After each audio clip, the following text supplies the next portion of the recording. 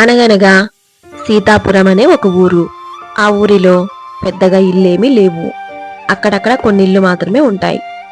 ఆ ఊరికి ఆనుకొని ఒక పెద్ద అడవి ఉంది. ఆ అడవిలో ఒక ఎలుక ఆహారం కోసం ఇంటి నుండి బయటికి వచ్చింది. ఆ ఎలుక ఆహారం కోసం అడవంతా మొత్తం వెతికింది. దానికి ఎక్కడా ఆహారం కనిపించనే లేదు. అలా ఆహారం కోసం వెతుకుతూ ఉండగా ఎలుకకు ఒక పిల్లి కనిపించింది. ఆ పిల్లి చాలా మౌనంగా కూర్చొని ఉంది. ఆ పిల్లిని చూసి ఎలుక చాలా భయపడింది. అక్కడే కొద్దిసేపు నిలబడుకొని తనలో తాను ఇలా అనుకుంది, అమ్మో, ఈ పిల్లి కంట పడితేనేమో నన్ను తినేస్తుంది. ఈ పిల్లికి కనిపించకుండా నేను అడవిలోకి పరిగెత్తాలి అని అనుకుంది. వెనుక పక్క ఎలుక వచ్చిన విషయాన్ని గమనించలేదు పిల్లి. పిల్లి చూడకుండానే ఆ ఎలుక వెనుక నుంచి అడవిలోకి పరిగెత్తింది. అక్కడి నుంచి వెళ్ళిపోయిన ఎలుకకు కొద్దిసేపటికే ఆహారం దొరికింది. యాపిల్ చెట్టు కింద యాపిల్ పండ్లను చూసి ఆ ఎలుక చాలా సంతోషించింది. చాలాసేపటి నుంచి ఆహారం కోసం వెతుకుతున్నాను, ఇప్పటికి దొరికింది నాకు ఆహారం అనుకొని ఆ ఎలుక చాలా సంతోషించి యాపిల్స్ దగ్గరకు వెళ్ళి ఆ పండ్లను తినడం మొదలు పెడుతుంది. ఆ ఎలుక చాలాసేపటి నుంచి ఆకలితో ఉండడం వల్ల ఆ పండ్లను చూసి చాలా ప్రశాంతంగా మనస్ఫూర్తిగా ఆ పళ్ళను తిని ఇలా అంటుంది, ఈ అడవిలో ఇంత రుచికరమైన యాపిల్ చెట్టు ఉందని నాకు తెలియనే లేదు. ఇప్పటి నుంచి నాకు ఆకలైతే ఇక్కడికే వస్తాను అని అనుకొని అక్కడి నుంచి బయలుదేరింది ఎలక. తిరిగి తన ఇంటికి వెళ్తూ ఉండగా దారిలో మళ్ళీ ఆ పిల్లిని చూస్తుంది ఎలుక. ఏమిటిది, పిల్లి ఇలాగే ఇక్కడే పడుకొని ఉంది, అసలు ఏం జరిగి ఉంటుంది, చాలా దీనంగా కూర్చొని ఉంది అని అనుకుంది ఎలుక. ధైర్యం చేసి మెల్లగా పిల్లి వద్దకు అడుగులు వేసింది. పిల్లి వద్దకు వెళ్ళిన ఎలుక ఏమీ మాట్లాడకుండా మౌనంగా నిలబడింది. కొద్దిసేపటికి పిల్లి ఇలా చెప్తుంది, నాకు గత 2 రోజులుగా ఆరోగ్యం సరిగా లేదు, నడవలేకపోతున్నాను, ఆరోగ్యం అస్సలు బాగోలేదు, చాలా నీరసంగా ఉంది, ఆహారం వెతుక్కునే ఓపిక కూడా లేదు, నాకు చాలా బాగా ఆకలిగా ఉంది అని చెప్పి పిల్లి ఏడవడం మొదలు పెడుతుంది. పిల్లి ఏడుస్తూ ఉంటే ఎలుకకు చాలా జాలి వేసింది.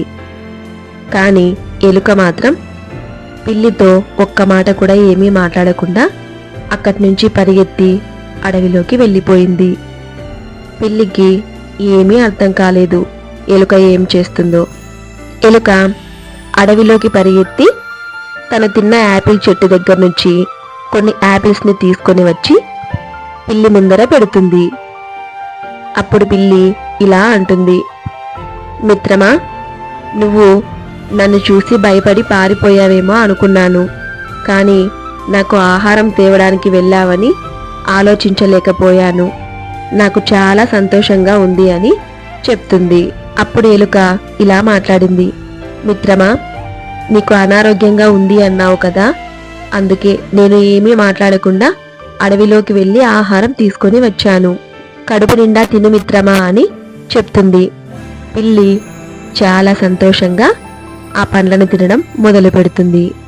పిల్లి కోలుకొని ఎలుకకు కృతజ్ఞతలు చెప్పింది.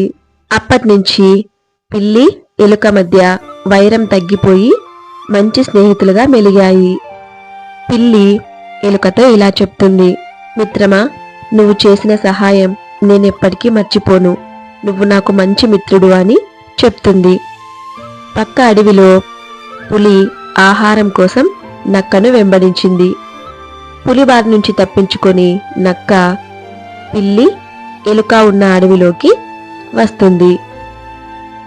పిల్లికి ఆరోగ్యమంతా తగ్గిపోయి ఎలుకతో ఎంతో సంతోషంగా ఆడుకుంటూ ఉంటుంది. నక్క అక్కడికి పరిగెత్తుకొని వస్తుంది. ఎంతో సంతోషంగా ఆడుకుంటున్న ఎలుక పిల్లిని నక్క చూసింది. ఆ రెండింటినీ చూసి నక్క ఇలా అనుకుంది, ఏంటి, పిల్లి ఎలుక ఇంత స్నేహంగా ఆడుకోవటమా? లేదు లేదు, ఈ రెండింటినీ ఎలాగైనా విడదీయాలి అని అనుకుంటుంది. ఒకరోజు ఆ చెట్ల పొదల్లో నుంచి ఒక పాము తన పుట్ట దగ్గరకు వెళ్ళడం చూసింది నక్క. ఆ పామును చూసి నక్కకు ఒక ఆలోచన వచ్చింది. నక్క ఇలా అనుకుంది, ఈ పాముకి ఆహారంగా ఎలుకను చూపిస్తాను అని ఒక ఉపాయం ఆలోచించింది నక్క. ఏమాత్రం ఆలస్యం చేయకుండా వెంటనే ఆ పాము దగ్గరికి వెళ్ళి ఇలా చెప్తుంది, పాము బావా, నీకు కావలసినంత ఆహారం దొరికే చోటు నేను చూపిస్తాను అంది ఆ గుంటనక్క. సరే పద అంది పాము. ఆ గుంటనక్క మాటలు నమ్మి పాము నక్క వెనకాల వెళ్ళడం మొదలుపెట్టింది. నక్క ఆ పామును తీసుకొని ఒక పాత ఇంటి దగ్గరకు వెళ్ళింది. అక్కడ పాముకి నక్క ఈ విధంగా చెప్తుంది, ఒక గోడకు చిన్న కలుగు ఉంది, ఆ కలుగులో నువ్వు సరిపోతావు, అక్కడి నుంచి లోపలికెళ్ళు, లోపల బోలెడన్ని ఎలుకలున్నాయి అని చెప్తుంది నక్క. ఎవరో మనిషి వస్తున్న అలికిడి కాగానే నక్క అక్కడి నుంచి పరిగెత్తింది. ఇక పాము నక్క చెప్పిన విధంగా ఆ కలుగులో నుంచి ఇంటి లోపలికి వెళ్ళిపోయింది. ఆ లోపల ఒకే ఒక చిట్టి ఎలుక కూర్చుని ఉంది. పామును చూసి చాలా భయపడింది. ఆ చిట్టి ఎలుక అక్కడున్న విషయాన్ని గమనించనే లేదు పాము. ఆ చిట్టి ఎలుక భయపడుతూ గుండె ధైర్యం చేసుకొని ఎలాగోలా అక్కడి నుంచి తప్పించుకొని పారిపోయింది. ఆ అడవిలో కట్టెలు కొట్టే ఒక అతను పాము ఇంట్లోకి వెళ్ళడం గమనించాడు. పాము ఇంట్లోనే ఉందని తెలుసుకున్న అతను అక్కడి నుంచి అడవిలోకి వెళ్తాడు. అడవిలో ఒక పెద్ద రాయిని తీసుకొని వస్తాడు. ఆ రాయిని పాము దూరిన కలుగు దగ్గర, పాము మళ్ళీ బయటికి రాకుండా ఆ కలుగు దగ్గర ఆ రాయిని ఉంచుతాడు. ఆ కట్టెలు కొట్టే వ్యక్తి కలుగు దగ్గర ఆ రాయిని అడ్డం పెట్టి పాములు పట్టేవాన్ని పిలుచుకొని రావడానికి అడవిలోకి వెళ్తాడు ఆ వ్యక్తి. కలుగుకి రాయి అడ్డంగా ఉండడం వల్ల పాము బయటికి రాలేకపోయింది. ఇక పాము బారి నుండి తప్పించుకున్న ఆ చిట్టి ఎలుక ఆహారం కోసం వెళ్ళిన వాళ్ళమ్మను వెతుక్కుంటూ అడవిలోకి వచ్చింది. అడవి అంతా మొత్తం తిరిగింది, కానీ ఎక్కడ వాళ్ళమ్మ కనిపించలేదు. చాలా దిగులుగా కూర్చుంది. కొద్దిసేపటికి ఆ చిట్టి ఎలుకను చూసి ఆ చిట్టి ఎలుక వాళ్ళమ్మ ఎలుక దగ్గరకు వస్తుంది. వాళ్ళమ్మను చూసి ఆ చిట్టి ఎలుక చాలా సంతోషిస్తుంది. చిట్టి, ఎందుకమ్మా బయటికి వచ్చావు? ఇక్కడ మృగాలన్నీ చాలా ఉంటాయి, అక్కడే ఉండకూడదు, ఎందుకు నువ్వు అడవిలోకి వచ్చావు తల్లి అని వాళ్ళమ్మ ఎంతో ప్రేమతో అడిగింది. అప్పుడు ఆ చిట్టి ఎలుక జరిగిన విషయమంతా చెప్తుంది. పామును చూసి నేను చాలా భయపడ్డానమ్మా అని చెప్పి వాళ్ళమ్మను ఆ పాము ఉన్న ఇంటి దగ్గరకు తీసుకొని వస్తుంది. పాముకు ఎవరో వస్తున్నట్లు శబ్దం అనిపించింది. ఆ ఎలుకల శబ్దం విని పాము ఇలా చెప్తుంది, ఎలుక నేస్తమా, నేను మీకు ఎలాంటి హాని చెయ్యను. నన్ను పట్టుకోవడానికి కన్నానికి ఎవరో రాయి అంటు పెట్టారు. నీకు పుణ్యం ఉంటుంది, నన్ను ఎలాగైనా కాపాడవా అని పాము ఎంతో దీనంగా అడిగింది. అప్పుడు చిట్టి ఎలుక ఇలా చెప్తుంది, భయపడకు మిత్రమా, నిన్ను ఏదో విధంగా మేము కాపాడుకుంటాము అని ఆ చిట్టి ఎలుక పాముకి హామీ ఇచ్చి వాళ్ళమ్మతో కలిసి ఆ చిట్టి ఎలుక అడవిలోకి పరిగెత్తడం మొదలుపెట్టింది. ఇలా పరిగెత్తి చిట్టి ఎలుక వాళ్ళమ్మ ఒక పెద్ద పందికొక్కుని కలిశాయి. ఆ పందికొక్కుకి జరిగిన విషయమంతా చెప్పాయి. వెంటనే ఆ పందికొక్కు ఆ పాముని కాపాడడానికి ఆ చిట్టి ఎలుక వెనకాల పరిగెత్తుకొని పాము ఉన్న ఇంటి దగ్గరికి వచ్చింది. పందికొక్కు ఇలా మాట్లాడుతుంది, మీరేమీ భయపడకండి, ఈ చిన్ని రంధ్రాన్ని పెద్ద రంధ్రంగా మారుస్తాను. పాము బయటికి వస్తుంది. అని చెప్పి ఎలాగోలా ఆ రంధ్రం పెద్దగా చేసింది. పాము రంధ్రం చేయగానే చాలా సంతోషించింది.